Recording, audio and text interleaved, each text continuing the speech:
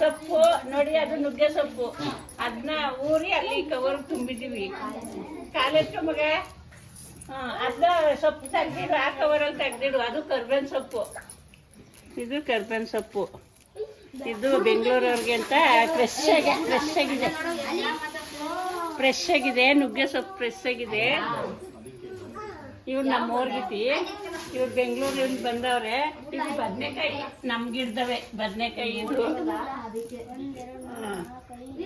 ರಜಕ್ಕೆ ಬಂದಿದ್ರಲ್ವಾ, ಹುಡುಗರುಗಳೆಲ್ಲ ಕಟ್ಟ ಆಡ್ತಾವ್ರೆ.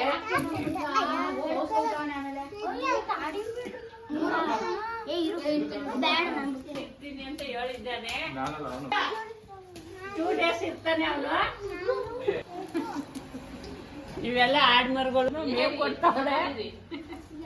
ಸ್ವಲ್ಪ ಅಲ್ಕ ಮೇವು ಕೊಡ್ತಾವಳೆ.